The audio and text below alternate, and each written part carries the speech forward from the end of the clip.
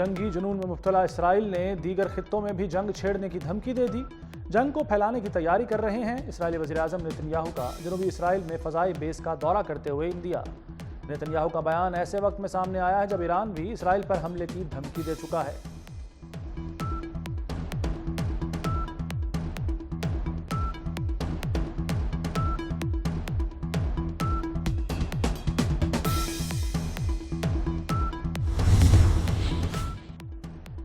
اسرائیلی وزیراعظم نیتن یاہو غلطی کر رہے ہیں۔ امریکی صدر جو بائیڈن نے بھی غزہ میں جنگ بندی کا مطالبہ کر دیا۔ کہا صہیونی فورسز کا امدادی تنظیم کی گاڑیوں پر حملہ اشتعال انگیزی ہے۔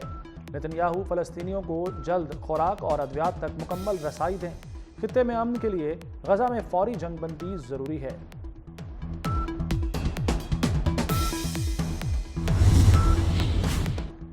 غزہ عید پر بھی لہو لہو۔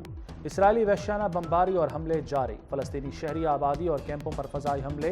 حماس کے سربراہ اسماعیل ہنیہ کے 3 بیٹوں اور 3 پوتوں سمیت مزید 63 فلسطینی شہید۔ مولانا فضل الرحمان کا اسماعیل ہنیہ کو تعزیتی خط۔ اسرائیلی حملے میں بیٹوں اور پوتوں کی شہادت پر اظہار تعزیت۔ خط میں کہا کہ قائدین کے خاندانوں کو نشانہ بنانا ناکام دشمن کا اعتراف ناکامی ہے۔ شہداء کا خون رائگاں نہیں جائے گا۔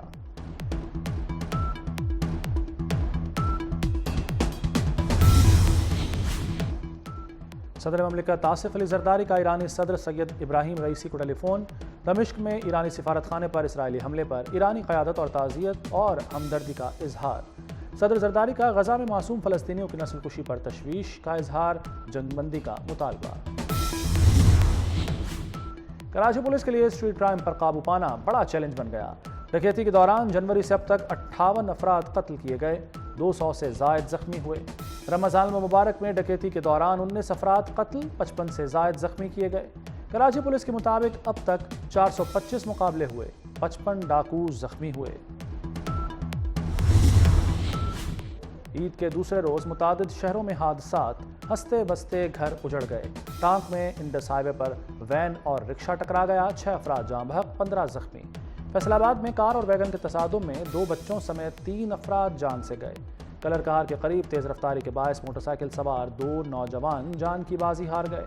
اوکاڑا میں اراضی کے تنازع پر 3 افراد قتل۔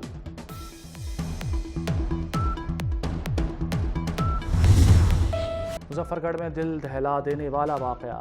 علی پور میں ماں اور 7 بچوں کا قتل۔ درندہ صفت جلاد باپ نے بیوی بچوں کو تیز دھار آلے سے موت کی نیند سلا دیا۔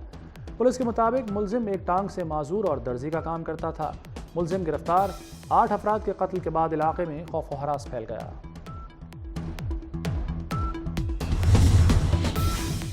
وزیراعظم شہباز شریف کو کویتی ہم منصب کا فون، عید کی مبارکباد دی۔ کویتی وزیراعظم شیخ محمد صباح سالم الصباح کا پاکستانی عوام کے لیے نیک خواہشات کا اظہار۔ وزیراعظم شہباز شریف سے وفاقی وزیر داخلہ محسن نقوی کی ملاقات۔ عید الفطر کی مبارکباد اور نیک خواہشات کا تبادلہ۔ وزیراعظم کا عید پر ملک میں امن و امان کی صورتحال پر اظہار اطمینان۔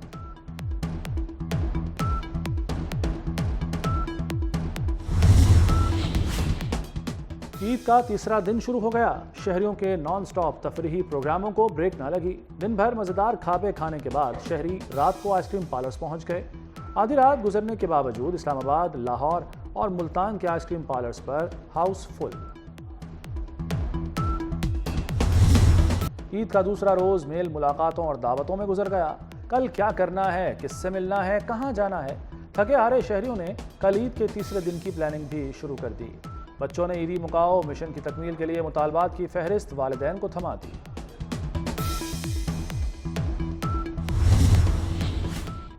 چھوٹی عید کی بڑی خوشیاں۔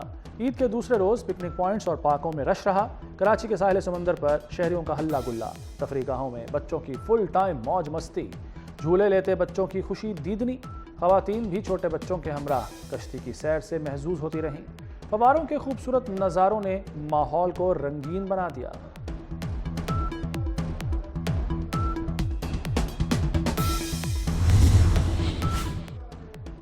عید کے موقع پر پرتگال کے سفیر فریڈریکو سلوا کا فیملی کے ہمراہ دورہ لاہور۔ دہلی دروازہ، شاہی حمام، گلی سرجن سنگھ، دہلی دروازے کے اندر پرائیویٹ میوزیم دیکھا۔ پرتگالی سفیر نے فیملی کے ہمراہ تاریخی مسجد وزیر خان بھی دیکھی۔ پاکستان کی ثقافت اور تاریخی مقامات کی تعریف۔